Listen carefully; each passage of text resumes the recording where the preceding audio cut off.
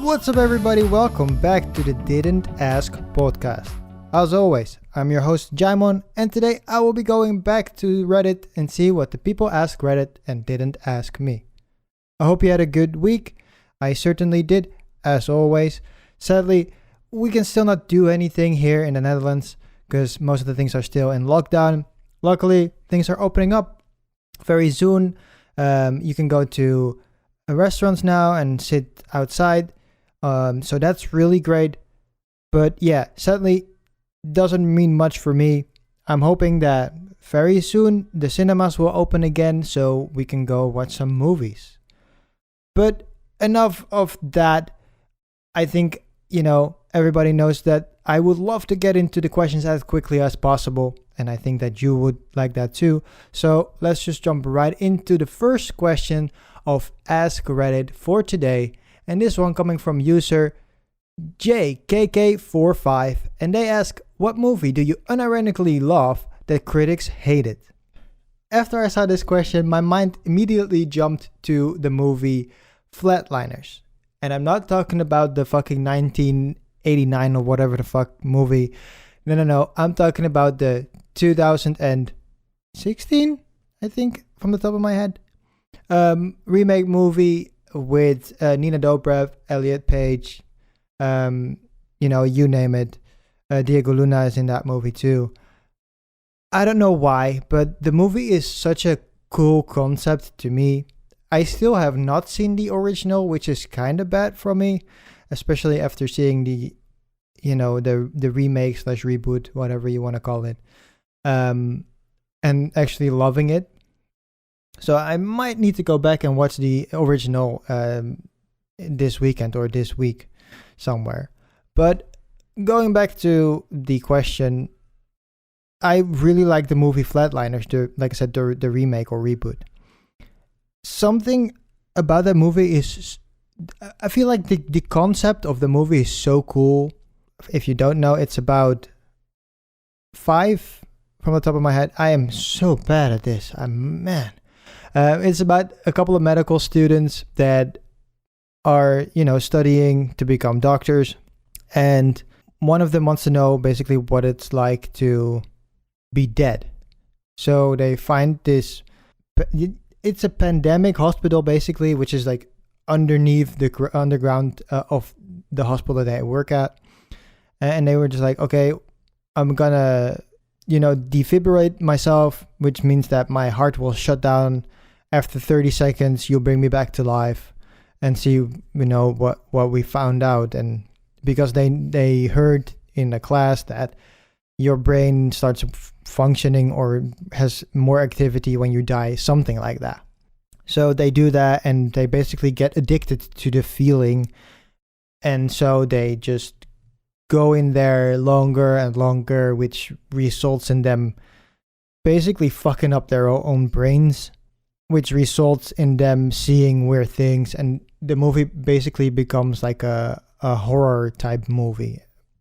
And it's to me, it's a very cool movie. But if you look at Rotten Tomatoes, and I'm going to do that right now for you, Flatliners. It's a movie from 2017, by the way.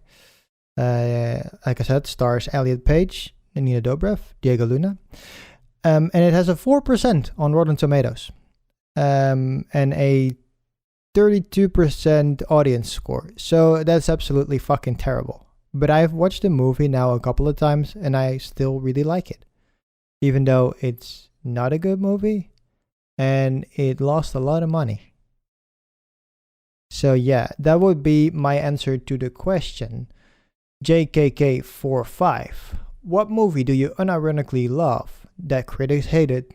And it would be the 2017 remake of Flatliners, starring Elliot Page, Diego Luna, and Nina Dobrev.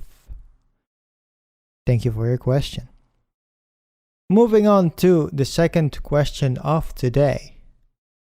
This one coming from the user, Nick the Nerd Boy. And they ask, what's the dumbest thing you were paid to do and how much were you paid? So, my sister really wanted to get famous when we were younger.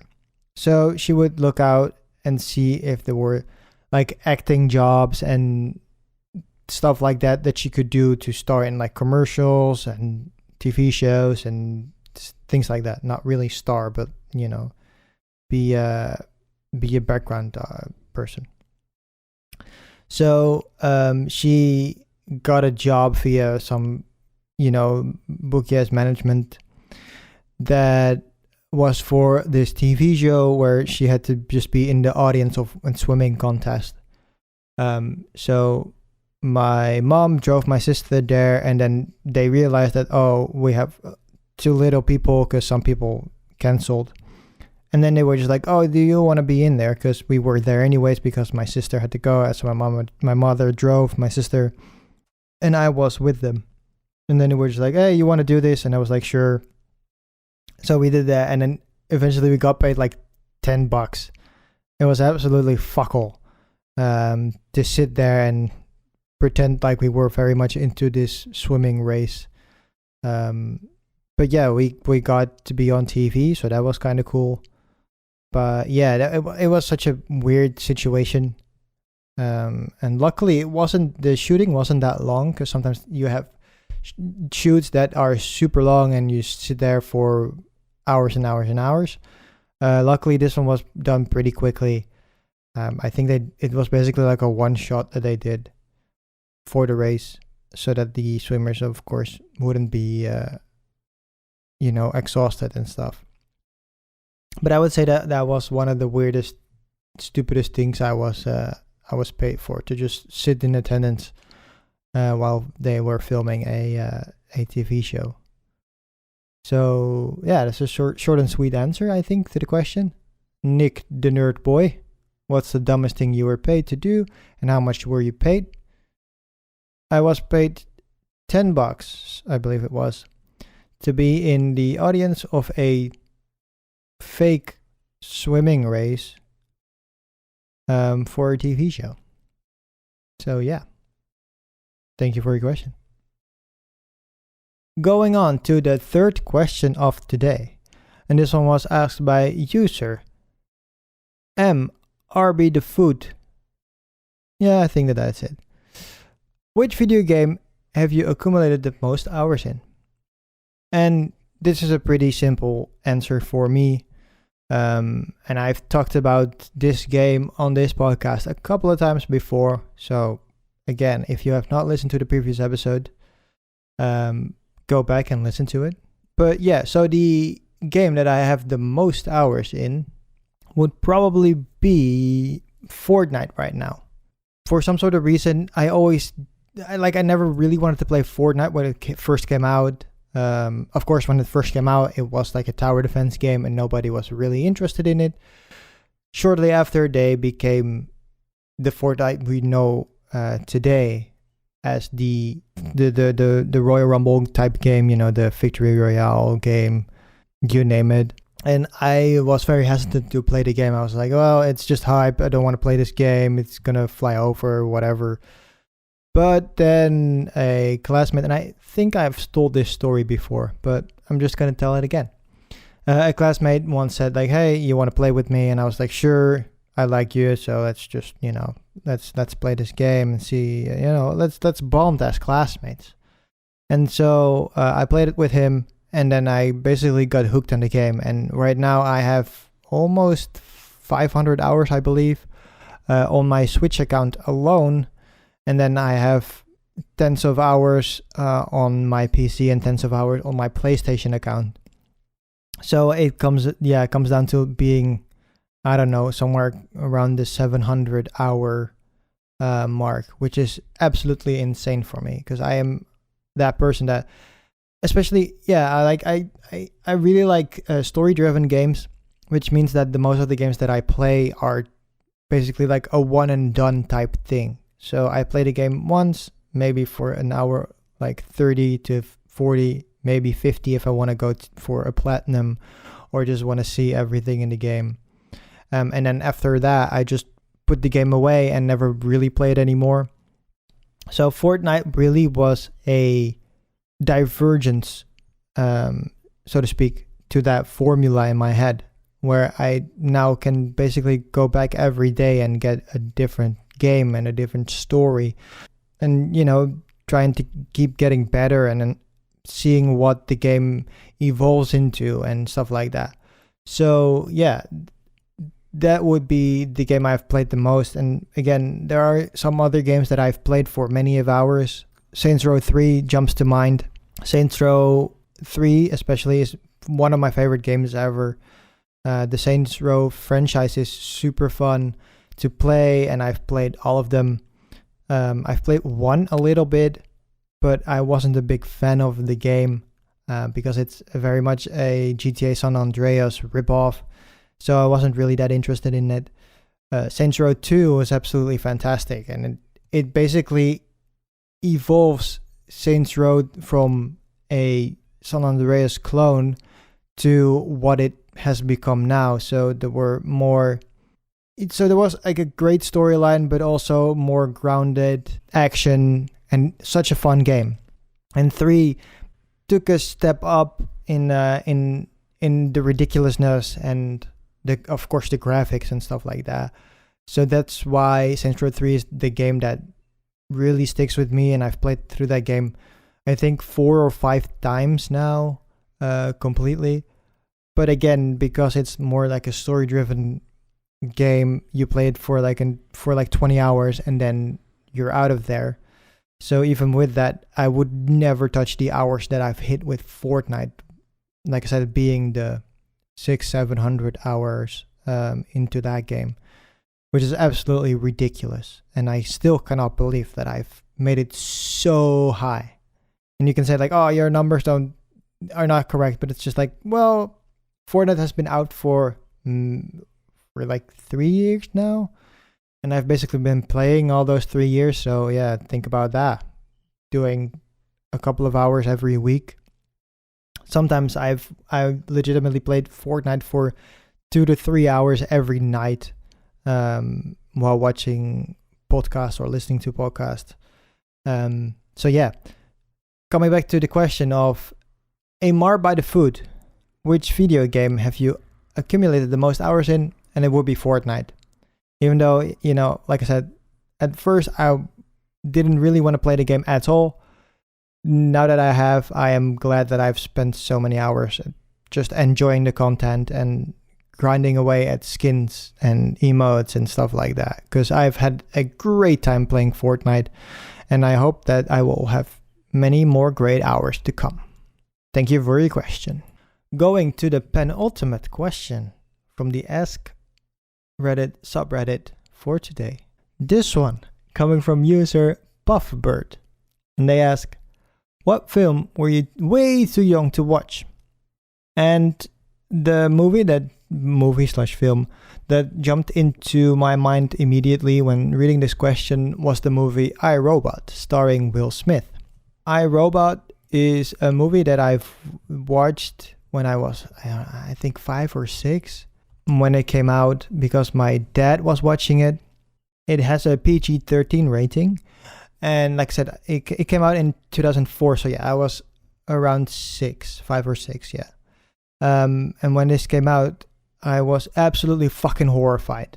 So yeah, it's one of these things that it's just like the whole premise of this movie is absolutely fucking terrifying. It's about basically the future where robots have taken over most jobs and are always there. And then, of course, as you can probably guess, the robots go rogue. And Will Smith is the only one that didn't like robots because I believe his wife got killed by one. And therefore, he's always been very hesitant with the robots and whatever. He is the one that has to stop the robots from taking over the world.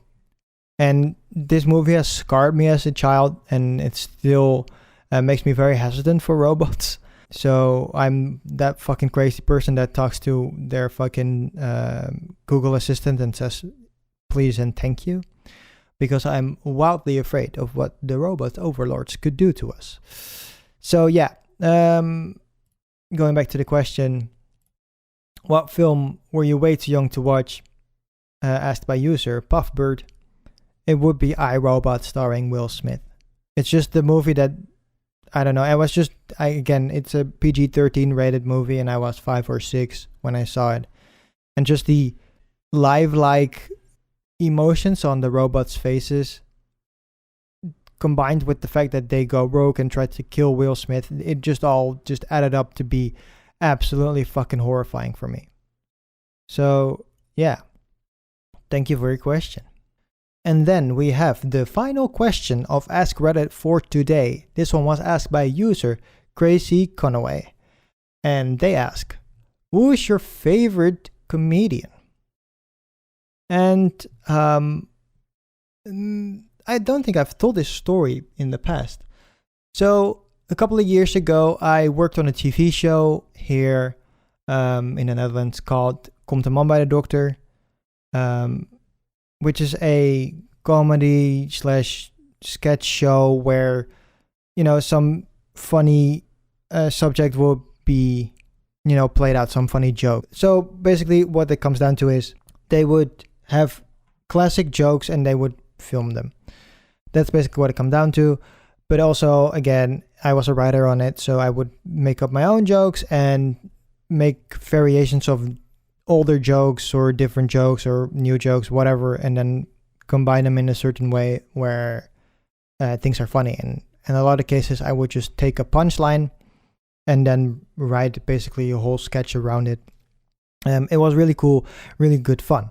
But sidebar to that, to do that, I, of course, need to get some inspiration. So what I would do is I would watch a lot of Netflix specials, just a lot of comedy specials. I was legitimately watching, I don't know, maybe 4 to 5 hours of comedy specials every day for a certain period. And then I took it down a little bit because it was getting a bit outrageous. And in that time, I really started liking comedian Chris D'Elia.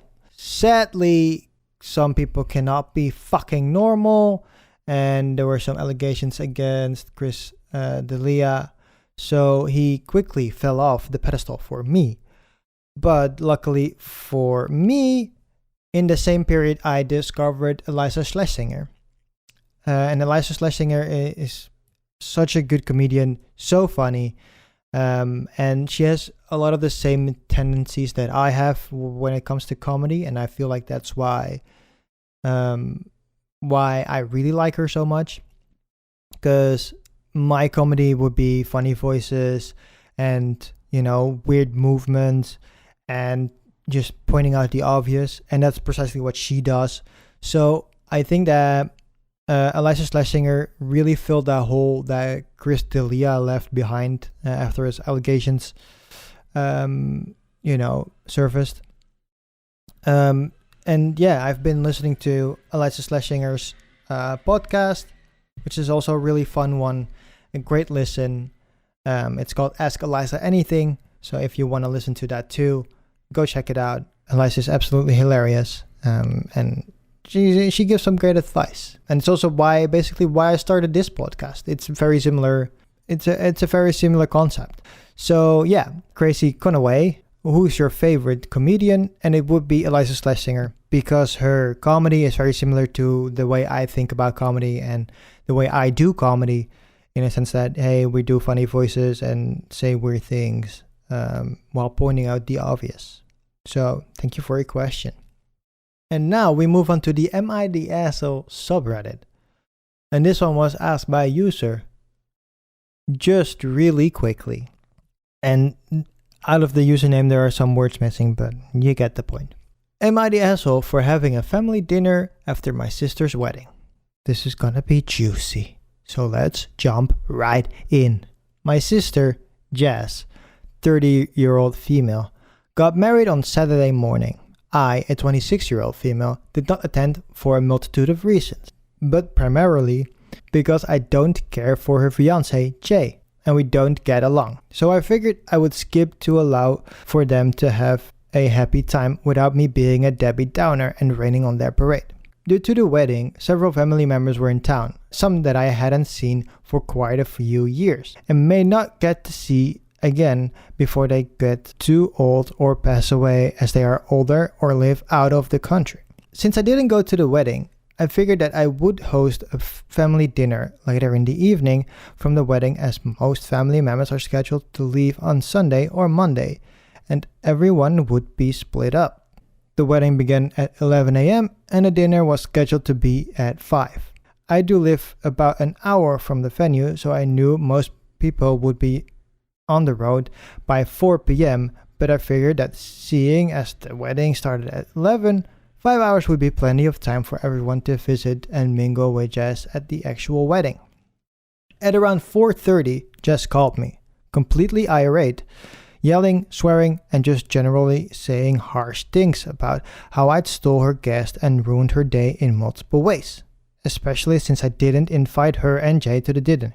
Again, the fiancé that I don't get along with. I didn't beg anyone to come to the dinner, nor did I pressure anyone, and left it open to them all about whether or not they wanted to come, which most of them did. I thought this was a fine compromise, since it would decrease the tension for everyone involved and make for smoother sailing, but Jess sent me an incredible nasty message and has blocked me from her Instagram and Facebook. I'm unsure whether or not she blocked my phone number or if she's just not responding. I didn't think the dinner idea was so terrible, but my boyfriend feels it was an a-hole move and that I should try and apologize to her. But I need more perspective. So, am I the asshole? I can tell you just really quickly, and I can tell you this also just really quickly, you are the asshole. Like, this actually kind of angers me because the person is playing the victim role in this situation, while in my mind, you're clearly not the victim. Your sister is getting married, and instead of you just sucking it up for a couple of hours and going to the wedding, just be present. First off, it's your sister. How many times is she gonna get married? I hope once. So yeah, if you don't get it in you to just be there for a couple of hours, and then you would have, first off, you would have an issue with Jay, the fiance, but it's a wedding. What are you going to do? You don't have to be with the fiance / groom the whole night. You just go to the wedding, you sit there, you be quiet, you go to the ceremony, and then afterwards you can basically do the same thing that you did. You just go sit at a table with your family members and that's it. So if you cannot do that for a couple of hours, then invite your family members over for dinner while absolutely knowing that they are at a different event because you know that they're there for the wedding reasons. That is just a dick move. It is. Your boyfriend is absolutely right. You are an asshole. To me, yeah, like it. I know that you don't like your brother-in-law, but the fact that you are not able to just set your differences aside for a couple of hours shows that you are clearly the asshole, and there's a lot of things you need to learn still. Because I don't know why you hate your brother-in-law so much, because you say that you didn't attend for a multitude of reasons, but primarily because you don't care for her fiance, which is also like a really harsh way to say this. I don't care for my brother-in-law. Like, what's that about? But again, you just not being able to set your differences aside with the fiance that, again, you don't have to party with, you don't have to be all hugging up on him. Like, you don't even have to have a conversation with him. You just go to the wedding, you sit there, you'll be happy for your sister who's getting married, and it's her day, so just be fine for a couple of hours. And again, the ceremony itself, it's probably, what is it? An hour max?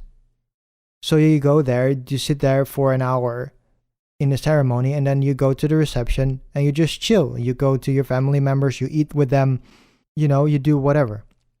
But now you purposefully took the guests of your sister's wedding and brought them to your own house, while also purposefully not inviting your sister, who you have not seen on her wedding day. It gets worse and worse the longer I talk about this.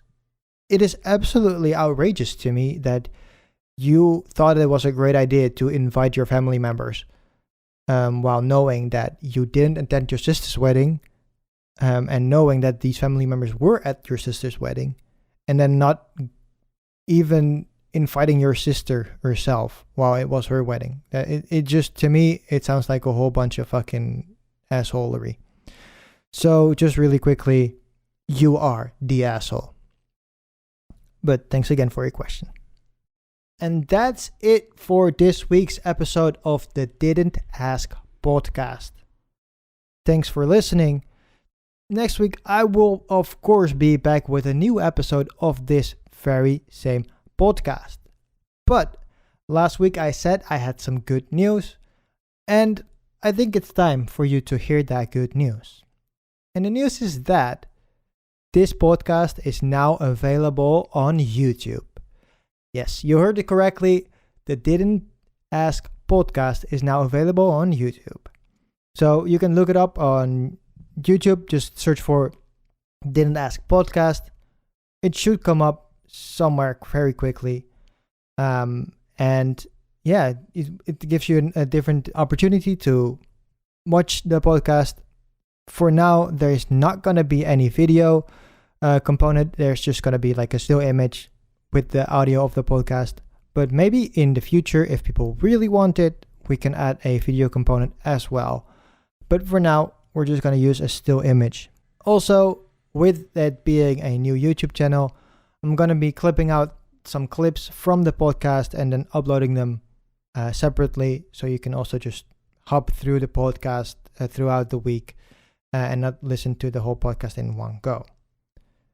Again, thanks everyone for listening to this podcast. I hope you had a great time. I will be back next week. In the meantime, please check out the previous episodes of the podcast. If you've already done that, please make sure to check out tracked.tv to see what I'm watching at the moment. And if you have a question that you want me to answer, please go to anchor.fm/didn't-ask-pod, and you can ask your question right there, and I will answer your question as quickly as possible. So, this is it for this week, and I will see you guys next week. Goodbye.